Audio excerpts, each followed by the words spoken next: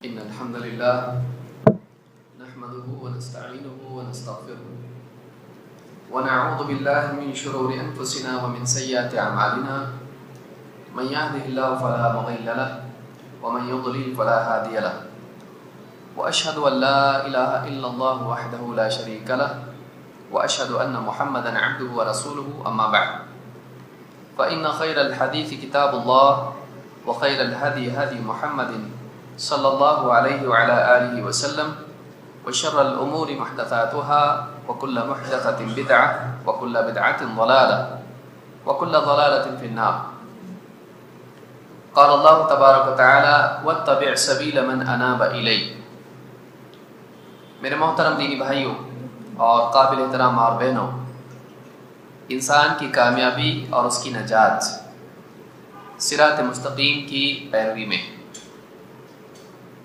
لیکن زندگی میں جہالت کی وجہ سے یا خواہشات کی وجہ سے ایک انسان صراط مستقیم کی بجائے کسی غلط راستے پر چل پڑتا ہے اور دنیا میں اللہ رب العالمین کی ناراضگی اور آخرت میں سزا کا حقدار بنتا ہے۔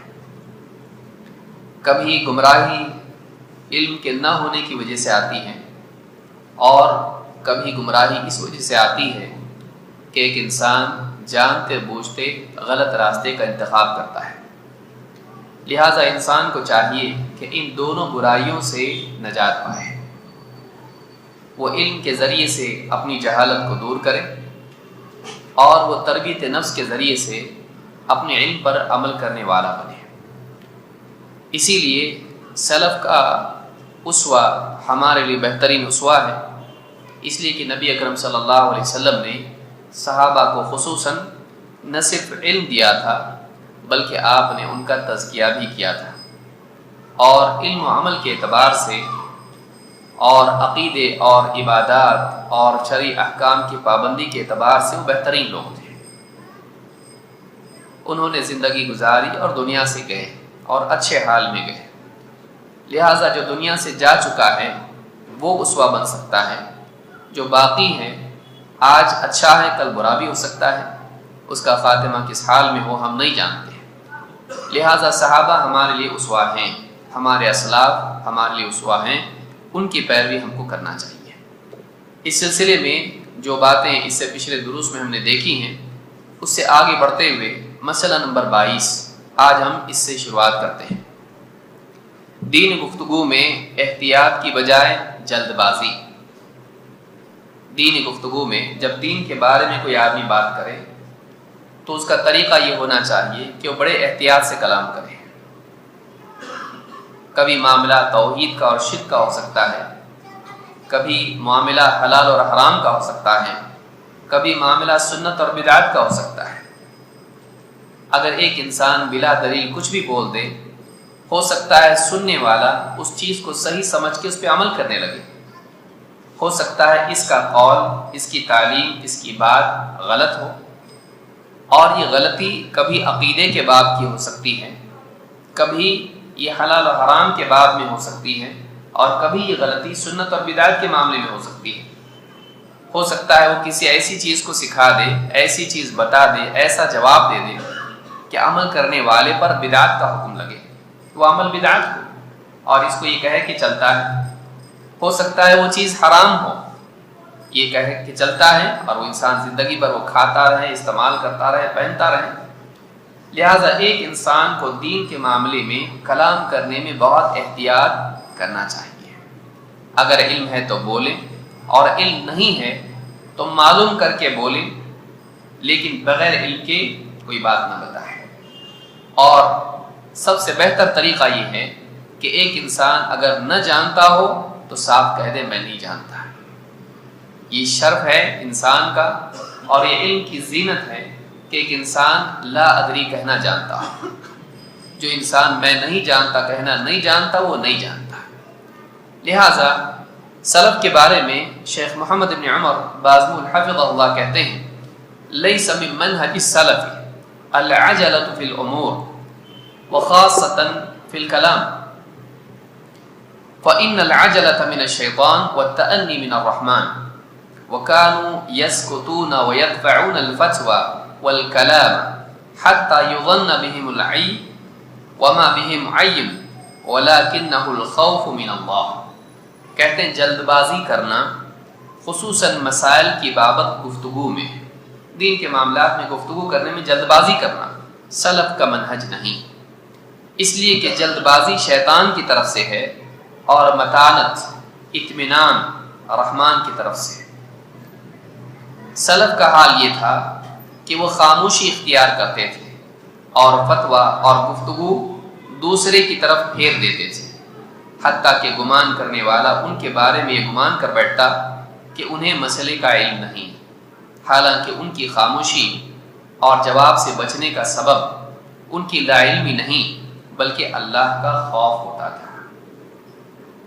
یہاں پر کئی باتیں سمجھنے کی ہیں. نمبر 1، جلد بازی شیطان کی طرف سے ہے، چاہے وہ دنیا کے معاملات میں ہو، اس لیے کہ اللہ کے نبی صلی اللہ علیہ وسلم فرماتے ہیں التأنی من اللہ والعجلۃ من الشیطان. سکون اور وقار کے ساتھ کوئی کام کرنا یہ اللہ کی طرف سے ہے اور جلد بازی کرنا یہ شیطان کی طرف سے ہے. یعنی انسان جلد بازی کرتا ہے، شیطان اس کو بھڑکاتا ہے اس کے نتیجے میں. العجلہ کس کو کہتے ہیں؟ مناسب وقت سے پہلے قدم اٹھانا. مسارعت کس کو کہتے ہیں؟ وقت ہو جانے کے بعد جلدی کرنا. دونوں میں فرق ہے.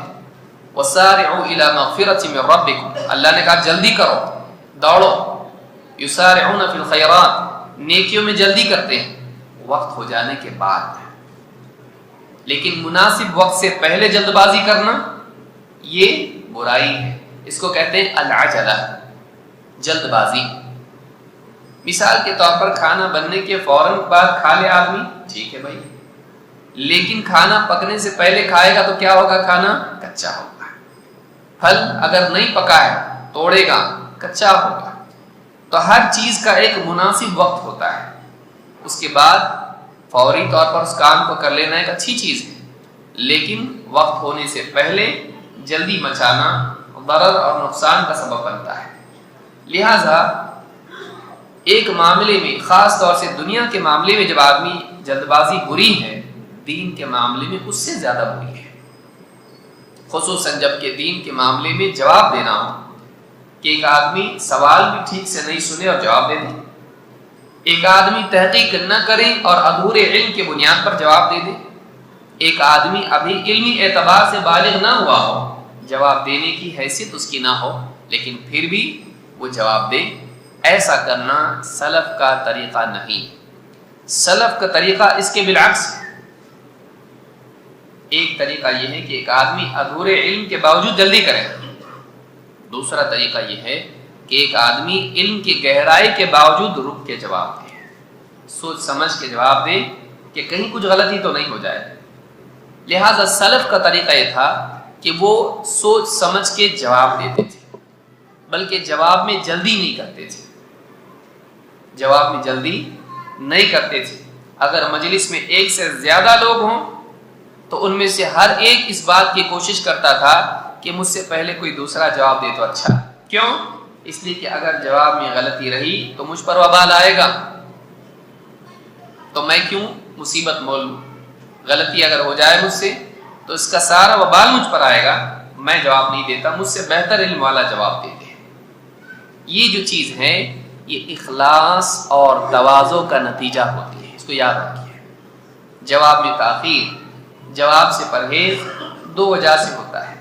ایک، آدمی کے اندر اخلاص ہو، وہ اپنے علم کا اظہار نہیں کرنا چاہتا. آدمی جلدی کیوں بولتا ہے، دوسروں سے پہلے کیوں کرتا، بیچ بیچ میں ٹانگ کیوں ڈالتا ہے. عالم بھی بولنا چاہ رہا ہے، سوال عالم سے پوچھا، یہ بیچ میں گھستا ہے. کیوں؟ وہ چاہتا ہے کہ لوگ مجھ کو پہچانیں، وہ جانے کہ میں بھی جواب دینے کا اہل ہوں، حالانکہ ایسا کرنے والا اکثر نااہل ہوتا ہے. واقعی اہل وہ ہے جس کے اندر تأنی ہو، جس کے اندر متانت ہو، جس کے اندر ٹھہراؤ ہو، وہ سوچے. آپ دیکھیں کتنے علماء ہیں، ان سے پوچھا جاتا ہے تھوڑا سوچتے ہیں، سوچنے کے بعد پھر جواب دیتے ہیں. لیکن جاہل کے اور جواب کے درمیان کوئی پل نہیں ہوتا ہے، اس کے درمیان کوئی انتظار اور کوئی سوچ بچار نہیں ہوتا ہے، وہ فوراً جواب دیتا ہے۔ علم انسان کو سوچنے پر مجبور کرتا ہے، جہل انسان کو کودنے اور چھلانگ لگانے والا بناتا ہے۔ سلف کے پاس علم تھا، مجلس میں اگر کئی لوگ بیٹھے ہوں، اگر ایک سوال آ جائے، کوئی آدمی سوال پوچھ لے مجلس میں، ہر آدمی سوچتا تھا کہ دوسرا جواب دے، کیونکہ وہ بھی علم والے ہیں، مجھ سے پہلے وہ کریں۔ کیوں؟ تواضع، میں چھوٹا بن جاؤں، دوسرے لوگ آگے بڑھیں، ان کے علم کا اظہار ہو، ان سے استفادہ ہو، میں چھوٹا ہوں، میں بڑا نہیں ہوں، مجھ سے بڑے مجلس میں ہیں۔ تو یہ جو چیز ہے یہ اخلاص اور تواضع کا نتیجہ ہے، لیکن جواب میں مسارعت انسان کے اخلاص کی کمی، تقوی کی کمی اور علم کی بھی کمی کا نتیجہ ہے۔ کم پانی میں پتھر مارو زیادہ آواز ہوتی ہے، زیادہ اچھلتا ہے، اور دریا میں سمندر میں پتھر مارو نہیں اچھلتا ہے۔ تو جو چیز ہے خالی برتن زیادہ بچتا ہے، یہ عام کہاوتیں جس کو ہم جانتے ہیں، دین کے معاملے میں من باب اولا یہ چیز ہے۔ تو ایک چیز سلف کی یہ یعنی ان کا اسوہ، ان کا اصول یہ ہے، ان کا منہج یہ ہے کہ انسان جواب دینے میں احتیاط کرے، تاخیر کرے، دوسرے پر ڈالے۔ آئیے سلسلے میں سلف کا طریقہ کیا ہے ہم دیکھتے ہیں۔ سب سے پہلے تو یہ کہ ادھورے علم کے ساتھ جواب دینا دوسروں کی گمراہی کا سبب ہے۔ ادھورے علم کے ساتھ جواب دینا اپنی اور دوسروں کی گمراہی کا سبب ہے۔ اللہ تعالیٰ فرماتا ہے وَإِنَّ كَثِيرًا لَيُضِلُّونَ بِأَهْوَائِهِمْ بِغَيْرِ عِلْمٍ إِنَّ رَبَّكَ هُوَ أَعْلَمُ بِالْمُعْتَدِينَ۔ اللہ نے کیا فرمایا؟ بہت سے لوگوں کا حال تو یہ ہے وَإِنَّ كَثِيرًا، بہت سے لوگ لَيُضِلُّونَ، لوگوں کو گمراہ کرتے ہیں، اضل یضل، لوگوں کو گمراہ کرتے ہیں، کیسے؟ بِأَهْوَائِهِمْ بِغَيْرِ عِلْمٍ، اپنی خواہشات کی بنیاد پر، اپنے فلسفوں کی بنیاد پر، بغیر علم، علم کے بغیر ہی، یعنی علم ان کے پاس نہیں ہوتا، ان کے پاس کیا ہوتی ہیں؟ احوا۔ احوا کس کو کہتے ہیں؟ خواہشات نفسانیہ۔ لیکن ایک خواہش وہ ہوتی ہے جو کھانے پینے کے اعتبار سے، لذتوں کے اعتبار سے ہوتی ہے، ایک خواہش ذہنی ہوتی ہے، ذہنی عیاشی۔ فلسفے انسان اپنے دل سے گھڑ لیتا ہے، جیسے بدعات گھڑ لیتا ہے، باطل عقائد گھڑ لیتا ہے، باطل افکار گھڑ لیتا ہے، تو وہ عقل کے خواہشات جو ہوتی ہیں ان کو ہوا کہا جاتا ہے۔ انہی احوا کے نتیجے میں نئے نئے عقائد جنم لیتے ہیں، انہی احوا کے نتیجے میں بدعات جنم لیتی ہیں۔ تو کہا کہ بغیر علم کے، خواہش کی بنیاد پر بہت سارے لوگ دوسروں کو گمراہ کرتے ہیں۔ ان ربک هو اعلم بالمعتدین، اللہ خوب جانتا ہے حدیں پار کرنے والے کون سے ہیں، کون لوگ ہیں۔ یہ سورہ الانعام میں آیت نمبر 119 میں اللہ نے بات کہی۔ یہ ایک بہت ہی اہم نقطہ ہے جس کو سمجھنا ضروری ہے۔ دو چیزیں یہاں پہ اللہ تعالیٰ نے دو چیزیں بیان کی ہیں، وہ دو چیزیں کیا ہیں؟ ایک ہے علم اور دوسرے ہے ہوا۔ ہوا کیا ہے؟ خواہش، منمانی، اپنے دل کی، اپنے عقل کی اپج، اس کو ہوا کہتے ہیں، جس کی کوئی بنیاد نہ ہو، جو بس دل سے ایسی گھڑ لیا گیا ہو، اس کو ہوا کہتے ہیں۔ اور اس کے بالمقابل کیا ہے؟ علم۔ ابن قیم رحمۃ اللہ علیہ فرماتے ہیں کلام دو میں سے ایک بنیاد پر ہوتا ہے، یا تو کلام علم کی بنیاد پر ہوگا، یعنی وحی کی بنیاد پر ہوگا جو اللہ کی طرف سے آیا ہوا علم ہے، یا پھر وہ کلام ہوا کی بنیاد پر ہوگا۔ یاد رکھیں اس کو۔ ابن قیم کہتے ہیں کہ کلام یا تو وحی کی بنیاد پر ہوگا یا تو وہ ہوا کی بنیاد پر، وحی اللہ کی طرف سے آنے والا علم، اور ہوا عموماً انسان کی خواہش یا اس کی عقل کی اپج ہوتی ہے۔ کہاں ہیں؟ اللہ تعالیٰ نے قرآن کریم میں فرمایا، اللہ تعالیٰ نے قرآن کریم میں نبی اکرم صلی اللہ علیہ وسلم کے بارے میں فرمایا ما ضل صاحبكم وما غوى وما ينطق عن الهوى ان هو الا وحی یوحى۔ تمہارے ساتھی، تمہارے صاحب محمد صلی اللہ علیہ وسلم نہ راہ سے بھٹکے ہیں، نہ جان بوجھ کر غلط راہ پر چل رہے ہیں۔ ضل لا علمی کی وجہ سے بھٹک جانا، غوا خواہش نفس کی بنیاد پر جانتے بوجھتے غلط راہ کو اختیار کرنا ہے، تو نہ لا علمی کی وجہ سے تمہارے ساتھی راہ بھٹکے ہیں اور نہ جانتے بوجھتے غلط راہ اختیار انہوں نے کی ہے۔ وما ينطق عن الهوى، اللہ نے کیا فرمایا؟ وما ينطق عن الهوى ان هو الا وحی یوحی،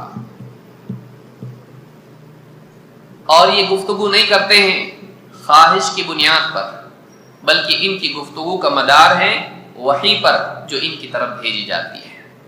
تو معلوم ہے کہ نبی اکرم صلی اللہ علیہ وسلم کا کلام ہوا نہیں بلکہ وحی کی بنیاد پر تھا، اور اہل حق کی یہی علامت ہے کہ وہ خواہشات کی بنیاد پر نہیں بولتے ہیں، وہ اللہ کی طرف سے آئی ہوئی وحی یعنی اللہ کی طرف سے آنے والا علم اس کی بنیاد پر بولتے ہیں۔ تو کلام یا تو ہوا کی بنیاد پر ہوگا یا پھر وحی کی بنیاد پر۔ اگر آدمی بے دلیل بات کریں تو یہ کیا ہے؟ یہ ہوا کی بنیاد پر ہے، جو جی میں کہا ہے۔ تو سلف ایسا نہیں کرتے تھے، لہذا یہاں پر اللہ تعالیٰ نے فرمایا کہ بغیر علم کے لوگ کیا کرتے ہیں؟ خواہش نفس کی بنیاد پر لوگوں کو گمراہ کرتے ہیں۔ تو خواہش نفس کا نتیجہ، خواہش نفس کی بنیاد پر جواب دینے کا نتیجہ، علم کے بغیر بات کرنے کا نتیجہ کیا ہے؟ لوگوں کی گمراہی، لوگ گمراہ ہوتے ہیں اس کی بنیاد۔ تو سلف ایسا نہیں کرتے تھے۔ تو جب تک ایک آدمی کے پاس کسی معاملے میں پکا علم نہ ہو وہ نہ بولے۔ نہ بولنا عیب نہیں، غلط بولنا عیب ہے۔ اگر نہ بولنا عیب ہوتا تو اللہ کے نبی صلی اللہ علیہ وسلم اس کا حکم نہیں دیتے۔ غور کریں اس پر غور کریں۔ نہ بولنا عیب نہیں، غلط بولنا عیب ہے۔ اللہ کے نبی صلی اللہ علیہ وسلم نے کیا فرمایا؟ من کان یؤمن باللہ والیوم الآخر فلیقل خیرا او لیصمت، جو اللہ اور آخرت کے دن پر ایمان رکھتا ہے وہ بولے تو خیر کی بات کریں ورنہ چپ رہے۔ چپ رہنا بھی نبوی حکم ہے۔ چپ رہنا عیب ہوتا تو آپ چپ رہنے کا حکم نہیں دیتے، لیکن بغیر ان کے بولنا یہ گمراہی ہے، اپنی بھی اور دوسروں کی بھی۔ لیکن موجودہ دور میں چونکہ شہرت کے وسائل بڑھ گئے ہیں، لہٰذا گمراہی کے وسائل بھی بڑھ گئے ہیں۔ آدمی بولنا چاہتا ہے، ہر آدمی اپنی رائے دینا چاہتا ہے، چاہے پھر وہ سیاست ہو، چاہے پھر وہ عقائد ہو، چاہے وہ دین کا کام ہو، دعوت کا میدان ہو، حتیٰ کہ لا علم انسان جس کو کچھ بھی معلوم نہیں ہو علماء کو بھی رائے دیتا تم نے ایسا کرنا چاہیے۔ چار آدمی چائے کی پیالی پہ بیٹھے، علماء نے ایسا کرنا چاہیے دین کے معاملے میں، بادشاہوں نے ایسا کرنا چاہیے، حکام نے ایسا کرنا چاہیے۔ آدمی کے پاس علم نہیں ہوتا ہے لیکن رائے دینے کا شوق ہر ایک کو ہوتا ہے۔ کیوں؟ اس لیے کہ وہ بتانا چاہتا ہے کہ میں بہت سمجھدار ہوں۔ کوئی اپنے آپ کو جاہل بتانا پسند کرتا نہیں۔ سلف ایسے نہیں تھے، سلف اپنے علم کو چھپاتے تھے، اور آج آدمی علم کم ہوتا ہے، اس کے اظہار میں اپنی جہالت کو دکھاتا ہے لوگوں کے سامنے۔ امام ابن عیینہ رحمۃ اللہ علیہ فرماتے ہیں، یہ بڑے علماء میں سے گزرے ہیں، کہتے ہیں اعلم الناس بالفتوی اسکتهم فیہ، لوگوں میں فتوی کا علم رکھنے والا، سب سے زیادہ علم رکھنے والا وہ ہے جو ان میں سب سے کم بولنے والا، سب سے زیادہ چپ رہنے والا۔ وَأَجْهَلُ النَّاسِ بِالْفَتْوَى أَنْطَقُهُمْ فِيهِ، اور لوگوں میں فتویٰ کے سلسلے میں سب سے زیادہ جاہل آدمی وہ ہے جو ان میں سب سے زیادہ بولنے والا۔ فتوی کا زیادہ اہل کون ہے؟ جو ان میں کم بولنے والا ہو اور زیادہ علم والا۔ فتوی کے سلسلے میں سب سے جاہل آدمی کون ہے؟ جو زیادہ بولتا۔ کیوں؟ وہ جاہل ہے، اس کو نہیں معلوم اس کا انجام کیا ہے۔ ایک آدمی اگر بولے گا غلط نکلے گا، سارا وبال مجھ پر آئے گا۔ من افتی بغیر علم فکان اثمہ علی من افتاه، ابن ماجہ کی روایت ہے، نبی اکرم صلی اللہ علیہ وسلم فرماتے ہیں جس انسان کو بغیر علم کے فتویٰ دیا گیا تو سارا گناہ فتویٰ دینے والے پر ہے۔ آپ اگر بغیر علم کے کسی کو کچھ بول دیے اور 60 سال کی عمر اس کو ملی اور وہ غلط عمل وہ 60 سال تک کرتا رہا، روزانہ کرتا رہا، آپ بتائیے آپ کے نام اعمال میں بغیر عمل کیے وہ گناہ آئے گا، بغیر عمل کیے آپ کے نام عمل میں آئے گا۔ لیکن چونکہ انسان کو آخرت کی اتنی فکر نہیں ہوتی ہے لہٰذا وہ جو جی میں آئے بولتا ہے، اور آدمی سمجھتا ہے کہ بولنے میں کیا حرج ہے، بولنے سے کیا ہوتا ہے، بولنے سے آدمی جہنم کی گہرائی میں پھینک دیا جاتا ہے جب آدمی غلط بولتا ہے۔ لہٰذا الفقیہ والمتفقہ میں خطیب البغدادی نے اثر نقل کیا ہے کہ سب سے زیادہ فتویٰ کا علم رکھنے والا آدمی وہ ہے جو چپ رہنا جانتا ہو، جس کی خاموشی اس کے بولنے سے زیادہ ہو، اور سب سے زیادہ جاہل اس معاملے میں وہ ہے جو بولنے کا شوقین ہو۔ آئیے آگے بڑھتے ہیں۔ برا ابن عازب، سفیان ابن عیینہ سے اوپر اب چلتے ہیں صحابہ کی طرف۔ برا ابن عازب رضی اللہ تعالیٰ عنہ صحابی ہیں، کہتے ہیں لقد رأيت 300 من اہل بدر، میں نے اہل بدر میں سے 300 صحابہ کو اس حال میں پایا ہے، میں نے انہیں دیکھا ہے کیا؟ ما منهم من احد الا وهو يحب ان يكفيه صاحبه الفتوى، میں نے کتنے صحابہ کو دیکھا ہے؟ 300۔ کون سے صحابہ؟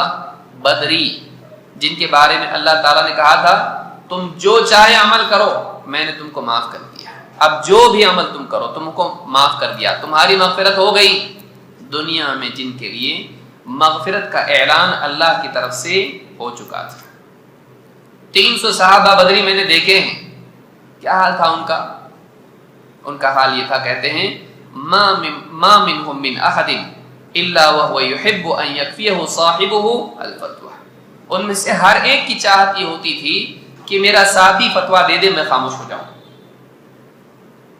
میں نہیں بولوں، میں جواب نہیں دوں، میں فتویٰ نہیں دوں، بلکہ میرے ساتھ دوسرا جو صحابی ہیں، دوسرے جو عالم ہیں وہ جواب دے دیں، وہ فتویٰ دیتے ہیں۔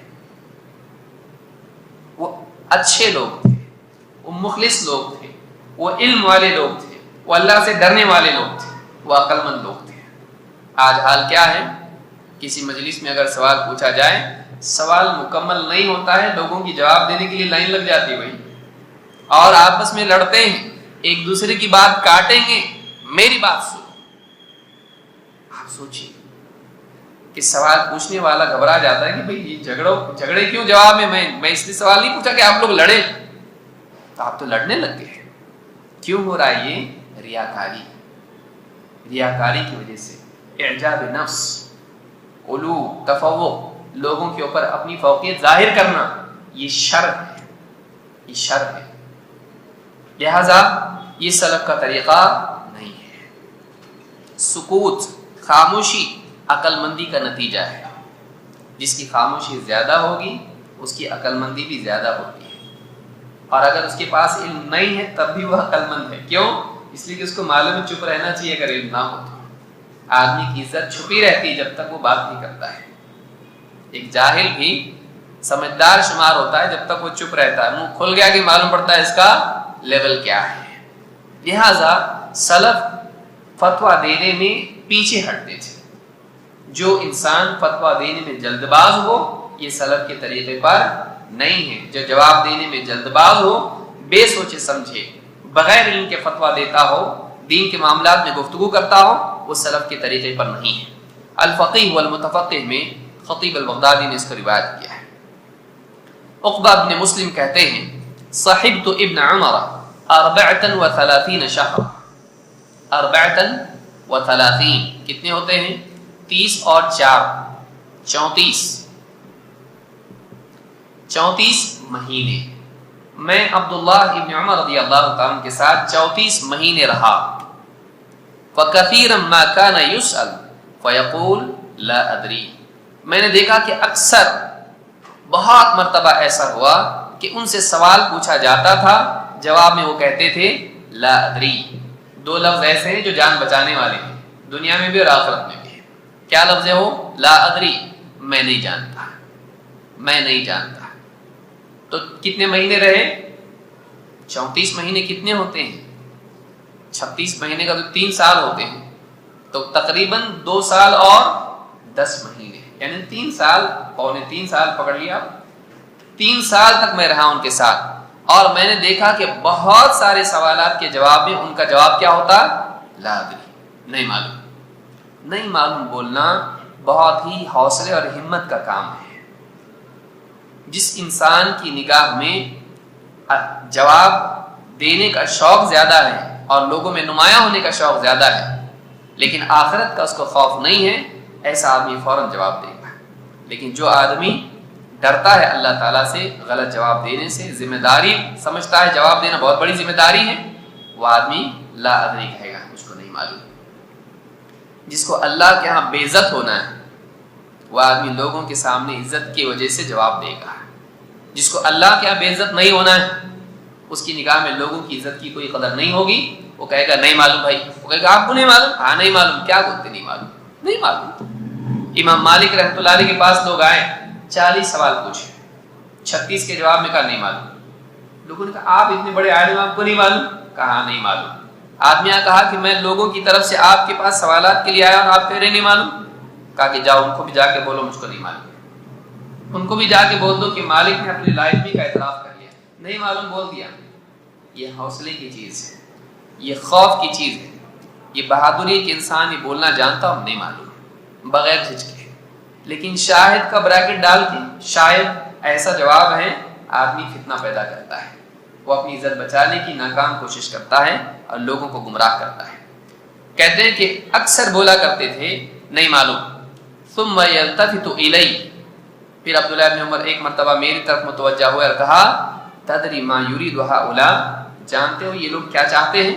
سوال پوچھنے والے، یریدون ان یجعلوا ظہورنا جسرا لهم الی جہنم، یہ چاہتے ہیں کہ جہنم کے لیے میری پیٹھ کو پل بنائیں۔ جیسے پل پہ گزر کے ایک کنارے سے دوسرے کنارے جاتے ہیں، ویسے میری پیٹھ پر سوار ہو کے جہنم میں جائیں، یعنی غلط کام کرنے کے لیے مجھ سے جواز چاہتے ہیں، میرا جواب لیں گے اور غلط کام کریں گے، میں جواب نہیں دے سکتا۔ اس لیے بعض لوگ ہوتے ہیں نا سوال ایسا پوچھیں گے جیسے جواب ہاں کا ملے ادھوری معلومات کے ساتھ، یا ایسے فتنوں میں سوال پوچھیں گے کہ اس کا جواب لے کے اڑ جائیں گے اور قوم کے اندر فتنہ پھیلائیں گے۔ انہوں نے کہا ایسا، تو کہا کہ جانتے ہو یہ لوگ کیا چاہتے ہیں؟ یہ میری پیٹھ کو پل بنانا چاہتے ہیں، خود تو جہنم میں جائیں گے، مجھ کو بھی لے کے جائیں گے، مجھ کو اپنے فتنے کے لیے استعمال کریں گے۔ علماء بہت سمجھدار ہوتے ہیں، وہ جواب دیتے وقت عموماً یہ بھی دیکھتے ہیں کہ اس جواب کا معال کیا ہو سکتا ہے۔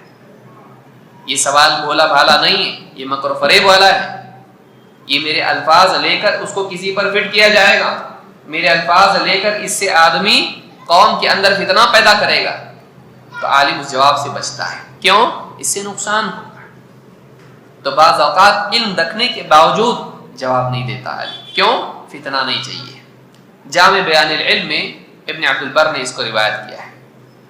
ایک روایت میں فرماتے ہیں عبداللہ بن عمر رضی اللہ تعالیٰ نے کہا اتریدون ان تجعلوا، ان سے ہی کہا اتریدون ان تجعلوا ظہورنا لکم جسورا فی جہنم ان تقولوا افتانا بهذا ابن عمر، تم یہ سوال جو مجھ سے پوچھ رہے ہو، کیا تم یہ چاہتے ہو کہ ہماری پیٹھ کو تم جہنم میں جانے کے لیے پل بنا لو اور کل کو قیامت کے دن یہ کہو کہ ہم کو یہ فتویٰ تو ابن عمر نے دیا تھا یعنی تم کو جو کرنا ہے وہ کرو گے، لیکن ہمارے فتوے کو آڑ اور ڈھال اور بنیاد بنا کر تم وہ کام کرو گے اور سارا وبال ہم پر آئے گا۔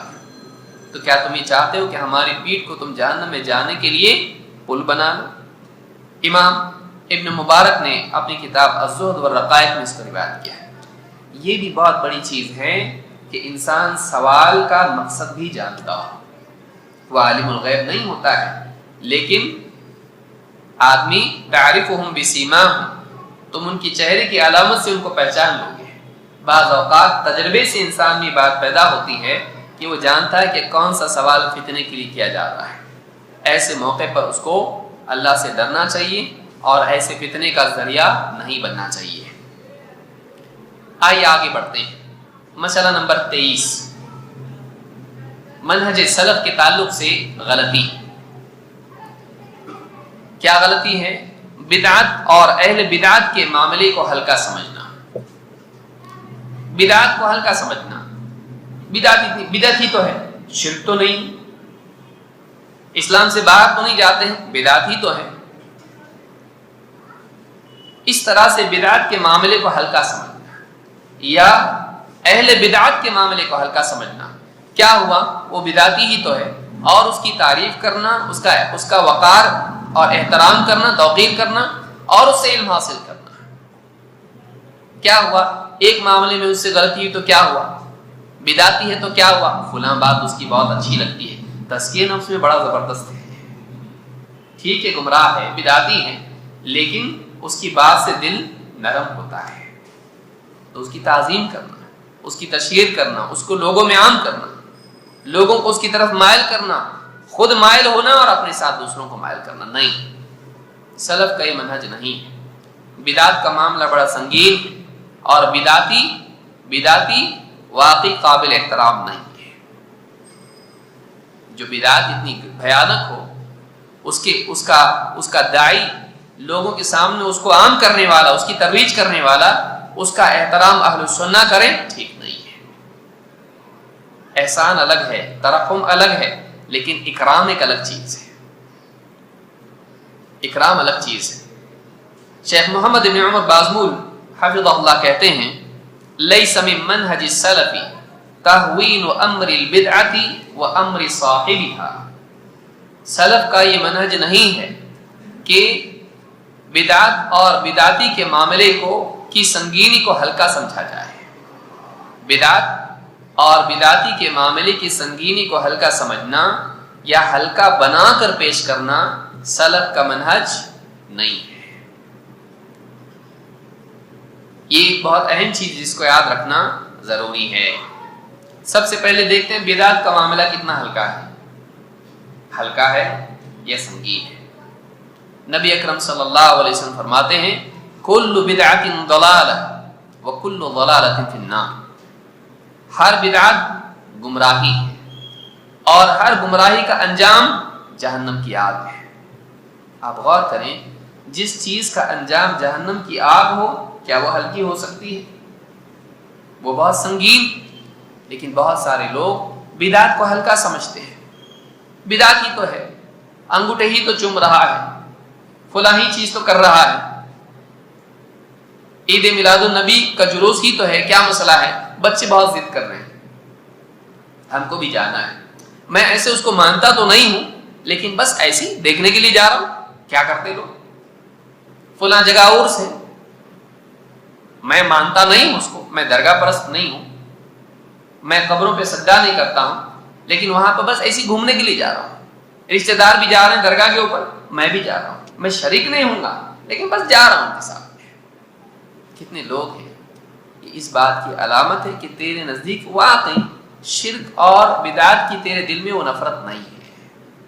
اگر نفرت ہوتی تو تیری زبان سے ایسے کلمات نہیں نکلتے اور تیری زندگی میں یہ معاملہ نہیں ہوتا ہے، تیری زندگی میں یہ معاملہ نہیں ہوتا ہے۔ کوئی آدمی تجھ کو گالی دینے والا ہو، اس سے ملنا پسند کرتا نہیں۔ کوئی آدمی تیرے خلاف سازش کرتا ہو، تیری دکان ہٹانے کے لیے سازش کی ہو اس نے، تیرے رشتہ داروں میں سے تیرے خلاف جائیداد میں حصہ تجھ کو اس کے لیے سازش کی ہو، ان کا چہرہ دیکھے تو غصہ آتا تجھ کو، یہ آدمی ہے جس نے جائیداد میں میرا مال دوسرے کو یہ ہڑپ کر کے بیٹھا ہوا ہے، اس نے میری تجارت کے اندر ڈاکہ ڈالا ہے، میرے کسٹمر اس نے توڑے ہیں، اس کو سلام کرنا پسند نہیں کرتا ہے۔ دنیا کے معاملات میں فوراً اپنا نقصان جب ہوتا ہے، اپنی انا، اپنا معاملہ، اپنا حق جب ضائع ہوتا ہے تو آدمی کی رگ پھڑکتی ہے غصے والی ہے۔ دین کے معاملے میں بے غیرتی کو دین بنا لیتا ہے، بے غیرتی کو حکمت نام دیتا ہے، ہر حکمت ہے اس میں۔ پھر وہ شرک میں بھی کمپرومائز کرتا ہے، بدعات میں بھی کمپرومائز کرتا ہے، وہاں اس کو غصہ نہیں آتا ہے۔ واقعی آدمی غیرت یہ ہے کہ اللہ کے معاملے میں انسان کو غیرت ہو۔ واقعی غیرت کون سی ہے؟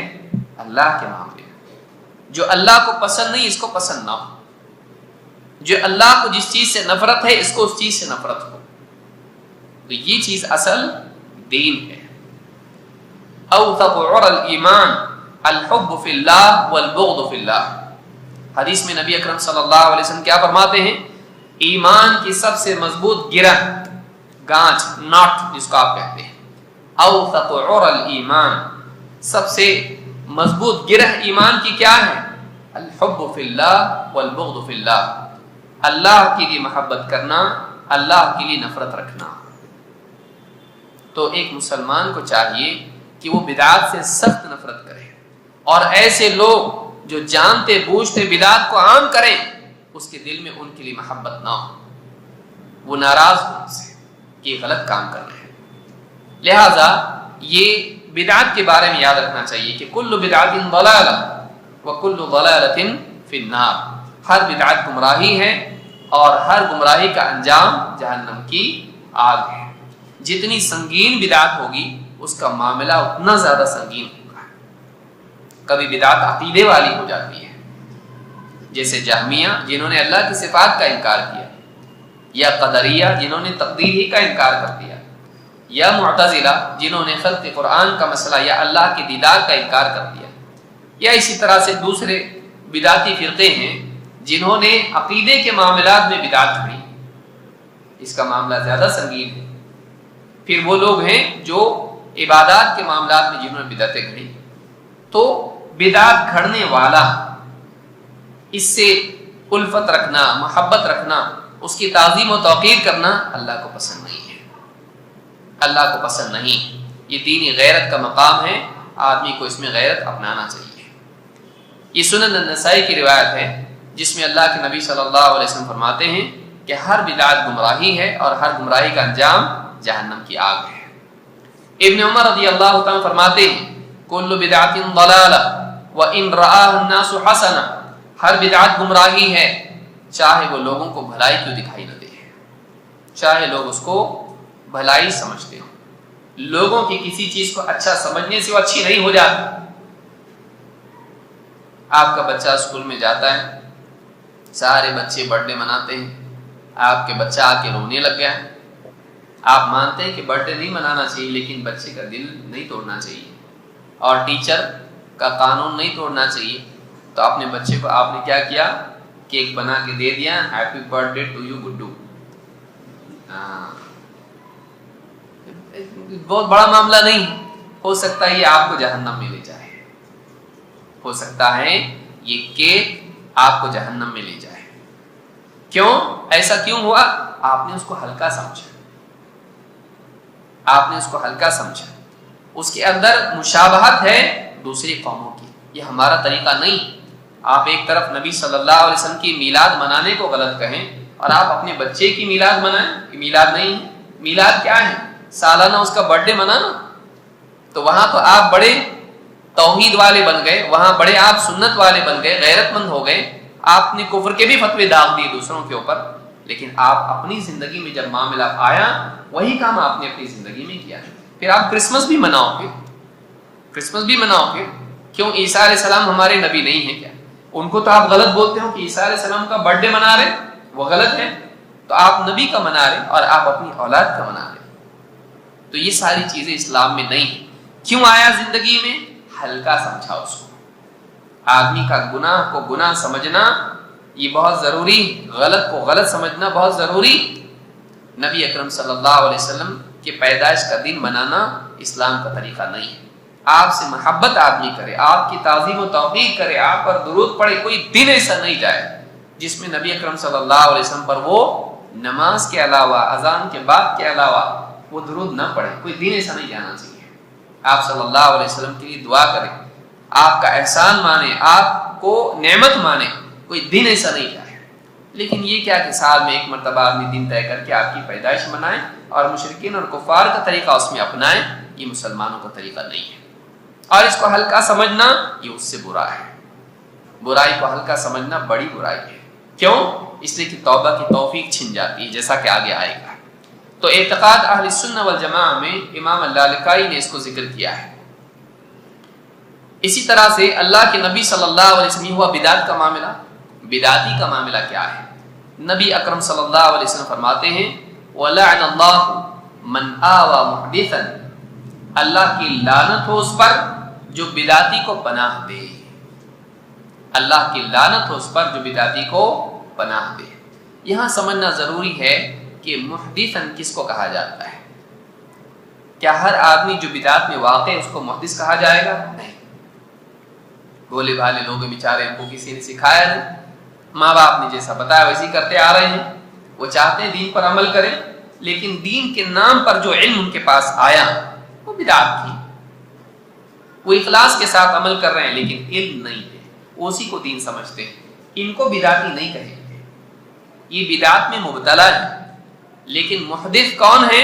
मन अहदथ फी अमरिना हादा, जो बिदात घड़े, बिदात घड़ने वाला ये मुहदिस है।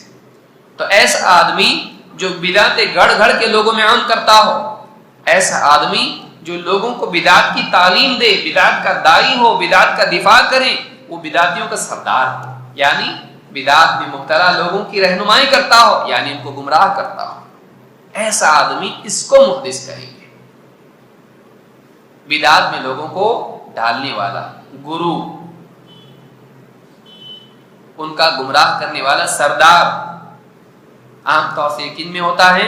जो अहले बिदात उलमा होते हैं या उनके सरदार होते हैं, समाज में बड़े लोग होते हैं जो बिदातें घड़ के लोगों को उस पर अमल करने लगाते हैं। ऐसे लोगों की ताजीम करना, ऐसे लोगों के अंदर उनका प्रचार करना या उनसे उल्फत रखना या उनसे इस्तिफादा करना, ये अहले सुन्नत वल जमात का तरीका नहीं है।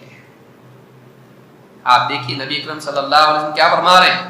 लान अल्लाह मन आवा मुहदिसन, अल्लाह की लानत जो बिदाती को पनाह दे, यानी उसको पनाह दे ताकि वो अपनी बिदात आम करे, उसको सपोर्ट करे उसके काम में।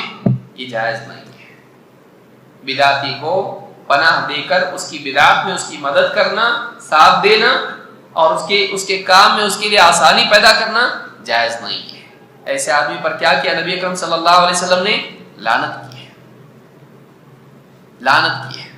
इस हदीस को इमाम मुस्लिम ने रिवायत किया है।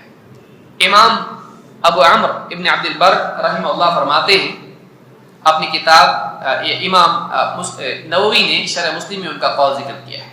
इब्न अब्दुल बर बड़े उलमा में से हैं, इनकी किताबें हैं, अत-तमहीद है, अल-इस्तिज़कार है, और भी किताबें उनकी हैं। कहते हैं कुल्लु मन अहदथ फी दीन, हर वो आदमी जिसने दीन में बिदात ईजाद की, बिदात घड़ी, फहुवा मिनल मतरूदीन अनिल हौद, ये उन लोगों में से है जिसे हौज़ कौसर से धुतकारा जाएगा। कल खवारिज व रवाफिद व साइरी अस्हाबिल अहवा, जैसे कि खवारिज हैं हज़रत अली के मुखालिफ, रवाफिद हज़रत अली के नाम पर सहाबा के मुखालिफ। ये क्या है? ये शुरुआत की बिदाती फिरते हैं। कहा कि जैसे खवारिज होते हैं या रवाफिज हैं, वसाइर अस्हाबिल अहवा, और सारे बिदाती। क्या होगा इनके बारे में? कहते हैं फहुवा मिनल मतरूदीन अनिल हौद, ये उन लोगों में से हैं जिन्हें हौज़ कौसर से नबी अकरम सल्लल्लाहु अलैहि वसल्लम खुद धुतकारेंगे। सुहकन सुहकन लिमन बद्दल बअदी, सुहकन सुहकन लिमन गय्यर बअदी, दूरी हो उसके लिए जिसने मेरे बाद दीन में तब्दीलियां की है। अल्लाह का दीन मुकद्दस है, अल्लाह का दीन महफूज रखने की चीज है। कोई आदमी अपनी तरफ से दीन में बिगाड़ पैदा करता है, कोई आदमी अपनी तरफ से दीन बदलता है, ऐसा आदमी अल्लाह के नजदीक मबगूज है, अल्लाह उसको पसंद नहीं करता है। वो रसूल अकरम सल्लल्लाहु अलैहि वसल्लम के नजदीक लानत का हकदार है, जिससे अल्लाह नफरत करे, रसूल नफरत करे और रसूल उसको धुतकारे क़यामत के दिन, फरिश्ते उसको आने नहीं दे नबी सल्लल्लाहु अलैहि वसल्लम तक। ऐसे आदमी का इकराम करने वाला, उसको करीब करने वाला, ऐसा आदमी अहले सुन्नत नहीं है। समझ में आई बात? तो जो बिदातियों के दाई हैं उन लोगों से दूर रहना चाहिए। हाँ, जो अवाम है बेचारे, वो नहीं जानते कुछ भी, उनको दूर करेंगे तो सिखाएंगे किसको? फिर इस्लाह किसकी करेंगे? भोले भाले लोग बस्तियों में हैं, इनसे करीब इनको करना, इनसे मोहब्बत रखना, नरमी इनसे पेश आना और इनको दीन सिखाना और इनको सुन्नत की दावत देना, बिदात से इनको दूर करना, बचाना, ये जरूरी है। ये बात उनके लिए नहीं है, ये बात किनके लिए है? जो बिदात के दाई हैं, स्पीकर हैं, ऐसे लोग हैं जो बिदात को राइज करते हैं, चाहे वो अपने इल्म के जरिए से हो, झूठे इल्म के जरिए से, या फिर वो अपनी ताकत के जरिए से। इनसे दूर रहना चाहिए और इनका इकराम करके लोगों में इनकी मकबूलियत बढ़ाना नहीं चाहिए। इनकी तारीफ करके लोगों के दिलों में इनका मकाम बनाना नहीं चाहिए कि लोग गुमराह उसके पीछे। آپ بتائیے ایک آدمی شرابی ہو، جوا کھیلتا ہو اور برے برے کام کرتا ہو، اور اپنی اولاد کے سامنے آپ کہیں بہت اچھا آدمی ہے وہ، ایک بار لفٹ دیا تھا اس نے مجھ کو، بچہ ہو سکتا ہے اس کے پیچھے جائے، آدمی کہتا ہے یہ چیز ہے لیکن وہ غلط آدمی ہے، دور رہنا اس سے۔ جیسے نبی صلی اللہ علیہ وسلم نے کیا فرمایا، صدقک وہو کذوب، یہ بات تو اس نے سچ کہی ہے لیکن وہ جھوٹا ہے۔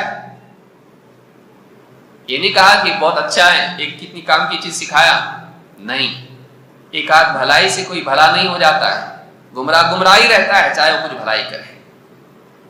اسی لیے آپ دیکھیں گے خوارج کے بارے میں آپ نے کہا کہ وہ ان کی نمازوں کو دیکھ کے تم اپنی نمازوں کو کم تر سمجھو گے، ان کے روزوں کو دیکھ کر، ان کی عبادات کو دیکھ کر تم اپنی عبادت کو کم سمجھو گے، لیکن آپ نے فرمایا وہ جہنم کے کتے، اتنی سخت بات، جہنم کے کتے خوارج کو کہا۔ اور آپ نے کہا یمرقون من الدین کما یمرق السهم من الرمیہ، وہ دین سے ایسے نکل جائیں گے جیسے شکار کے پار تیر نکل جاتا ہے، وہ تیر جو ہے باقی نہ رہے، شکار میں نکل جائے، وہ دین میں آئیں گے باقی نہیں رہیں گے، دین کی اصل حیثیت سے وہ باہر نکل جائیں گے۔ کچھ مرتد بھی ہو سکتے ہیں اور کچھ ایک دم اصل دین سے بدعتی دین پر چلے جائیں۔ لہذا اہل بدعت کی تعظیم یہ اہل السنہ کا شعار نہیں ہے۔ یہ نہیں کہ آپ جا کے جھگڑا کریں ان سے، لیکن یہ کہ آپ لوگوں کو ان کی طرف مائل نہ کریں، ان کا معاملہ لوگوں کے سامنے بیان کریں تاکہ لوگ ان سے دور رہیں۔ ابن عون کہتے ہیں کان محمد بن سیرین یرا ان اسرع الناس ردۃ اہل الاہواء۔ ابن سیرین رحمۃ اللہ علیہ فرماتے ہیں، ابن عون کہتے ہیں کہ ابن سیرین رحمہ اللہ کا کہنا تھا کہ سب سے زیادہ مرتد ہونے کے قریب وہ لوگ ہوتے ہیں جو بدعتی ہوتے ہیں۔ بدعت والے ارتداد سے بہت قریب ہوتے ہیں۔ بدعتی مرتد ہو سکتا ہے، جو بدعت میں واقع ہوا، کنفیوز ہوتا ہے، اسلامی کا انکار کر سکتا ہے۔ لہذا آدمی کو بدعت سے اور اہل بدعت سے دور رہنا چاہیے۔ کتنے لوگ ہیں آپ دیکھیے منکرین حدیث ہیں جو عقل کی بنیاد پر حدیثوں کا انکار کرتے ہیں، آدمی سننے لگا، بہت زیادہ بہت سٹائل میں بولتا ہے آدمی، ایک دم مفکر کی طرح بولتا ہے، پروفیسر کی طرح بولتا ہے، لیکن حدیثوں کا انکار کرتا ہے عقل کی بنیاد پر، بدعتی، خواہش کی بنیاد پر، عقل کی بنیاد پر حدیث کا انکار کرنا بدعتی۔ اب سنا اس کی بات سنتے بعض اوقات حدیثوں کا انکار، اور یہاں تک کہ نبی اکرم صلی اللہ علیہ وسلم اور محدثین اور صحابہ کے بارے میں کنفیوژن میں آ جاتا ہے اور شک میں پڑ جاتا ہے، یہ اچھے لوگ تھے کہ نہیں تھے، یہ سمجھدار لوگ تھے کہ نہیں تھے، یہاں تک کہ نبی اکرم صلی اللہ علیہ وسلم کی بات کے بارے میں شک میں آ جاتا ہے۔ یہ کیسا بول دیا اللہ کے رسول صلی اللہ علیہ وسلم، آپ کی شان میں گستاخیاں کرنے لگتا ہے، صحابہ کی شان میں گستاخیاں کرنے لگتا ہے۔ کبھی فلاں کو سن رہا ہے جو صحابہ کی جنگوں کے بارے میں بول رہا ہے، بدعتی ہے جو صحابہ کے بارے میں برا بولے۔ آدمی کے بدعتی ہونے کے لیے اتنا کافی ہے کہ وہ صحابہ کے بارے میں برا بولتا ہو۔ اب سن رہا ہے اس کو، صفین کے بارے میں سن رہا ہے، جنگ جمل کے بارے میں سن رہا ہے، فلاں مسئلے کے بارے میں سن رہا ہے، حضرت معاویہ کے بارے میں اس کی بات سن رہا ہے، سنتے سارے صحابہ سے بدزن ہو جاتا ہے۔ پھر کیا ایک اور کیا کئی صحابہ، اور پھر صحابہ سے بدزن ہونے کے بعد پھر حدیثوں سے اور حتیٰ کہ قرآن سے بدزن ہو سکتا ہے، وہ شیعت کی طرف بھی جا سکتا ہے، شیعت میں جا کے نہ جانے کیا کیا خرافات میں مبتلا ہو کے شرکیات میں بھی جا سکتا ہے، کفریات میں بھی جا سکتا ہے۔ بدعتی سے اپنے آپ کو جوڑنا اللہ تعالیٰ سے دور کرنا ہے، رسول صلی اللہ علیہ وسلم سے اپنے آپ کو دور کرنا ہے۔ لہذا بدعتی سے استفادہ، بدعتی کی تعظیم و توقیر، بدعتی کی تشہیر جائز نہیں ہے۔ تو کہتے ہیں ان اسرع الناس ردۃ اہل الاہواء، سب سے زیادہ مرتد ہونے والے لوگ بدعتی ہوتے ہیں، پہلے بدعت میں جاتے ہیں پھر مرتد ہوتے ہیں۔ لہذا یہ بہت ہی سخت بات ہے، الابانہ میں ابن بطہ نے اس کو روایت کیا ہے۔ نبی اکرم صلی اللہ علیہ وسلم فرماتے ہیں ان اللہ احتجر اور ایک روایت میں ہے احتجب التوبۃ علی کل صاحب بدعہ. امام الطبرانی نے الاوسط میں اس کو روایت کیا ہے اور دوسرے محدثین نے بھی. کیا حدیث ہے؟ اللہ تعالیٰ نے بدعتی اور توبہ کے درمیان پردہ ڈال دیا ہے. بدعتی کے اور توبہ کے درمیان کیا ہے؟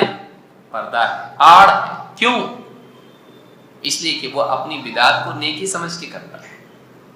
جس چیز کو آدمی بھلائی سمجھتا ہے اس سے توبہ کیوں کرے گا؟ شراب پی رہا ہے، معلوم ہے غلط ہے، لیکن پھر کہے گا اللہ میں نے شراب پی معاف کر دے. چوری کر رہا ہے، جھوٹ بول رہا ہے، وہ اللہ تعالیٰ سے توبہ کرے گا. کیوں؟ اس لیے کہ وہ اپنے عمل کو غلط سمجھتا ہے. لیکن بدعت اس کو دین سمجھ کے کرتا ہے، اس کو اچھا سمجھ کے کرتا ہے. کیوں توبہ کرے گا؟ تو اس کی اس غلطی کی وجہ سے نحوست اس کی کیا ہے؟ توبہ کی توفیق چھین لی جاتی ہے، الا یہ کہ اللہ تعالیٰ رحم فرمائے. ورنہ بدعت کا عام قاعدہ یہ ہے کہ بدعت میں واقع ہونے والا انسان بدعتی کو توبہ کی توفیق نہیں ملتی. خصوصاً اس آدمی کو جو آدمی بدعت کا داعی ہے، جس چیز سے مشہور ہوتا اس چیز کو چھوڑتا. جس چیز پہ فیمس ہو جاتا آدمی، جس چیز کی دعوت دیتا ہے، اب اس کی عزت کا مسئلہ بن جاتا ہو. میں اپنی گاڑی پیچھے نہیں لے سکتا ہے، ساری دنیا میں نے بولا لوگوں کو یہ صحیح ہے، اب واپس پیچھے کیسے جاؤں؟ لوگ کیا کہیں گے؟ ہم سب کو غلط بات بتایا تو میرے لائک کم ہو جائیں گے، لوگ میرے فین میرے کم ہو جائیں گے، لوگ مجھ سے دور ہوں گے، لوگوں کی نگاہ میں میرا اعتماد ختم ہو جائے گا. تو صاحب بدعت اکثر اوقات اپنی بدعت کی غلطی ظاہر ہونے کے بعد بھی توبہ نہیں کر پاتا ہے. کیوں؟ اس لیے کہ وہ لوگوں کی نگاہ میں گرنا نہیں چاہتا. کتنے لوگوں کو آپ نے دیکھا ہوگا نہیں مانتے، غلط بات بول دی، بغیر دلیل کے بتا دیا اور غلط عمل لوگوں کو سکھا دیا. آپ کوئی آدمی جا کے رد کرتا ہے، بتاتا ایسا نہیں ایسا ہے، نہیں بول دیا ختم ہو گیا. نہیں مانتا، پیچھے نہیں ہٹتا. کیوں؟ اس لیے کہ خواہش نفس کی بنیاد پر بولا تھا اور اب چھوٹا نہیں بننا چاہتا ہے. لہذا بدعتی کو، بدعت کے داعی کو خصوصاً توبہ کی توفیق نہیں ملتی ہے، کبھی جہالت کی وجہ سے اور کبھی انا کی وجہ سے. سفیان الثوری رحمۃ اللہ علیہ فرماتے ہیں البدعۃ احب الی ابلیس من المعصیہ.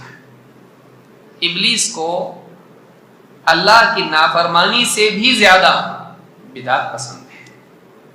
یعنی کسی انسان سے اللہ کے باب میں نافرمانی کروا دے، اس سے زیادہ پسند ہے کہ وہ بدعت میں مبتلا کر دے، کرنے کے کام کو نہ کرائے، اللہ کا حکم توڑنے پر مجبور کر دے. اس سے زیادہ اس کو یہ پسند ہے کہ جو کام دین نہیں ہے اس کو دین کے نام پہ کروائے. کیوں؟ کہتے ہیں المعصیۃ یتاب منہا، گناہ نافرمانی اس سے آدمی توبہ کر لیتا ہے، والبدعۃ لا یتاب منہا، لیکن بدعت سے انسان توبہ نہیں کر پاتا ہے.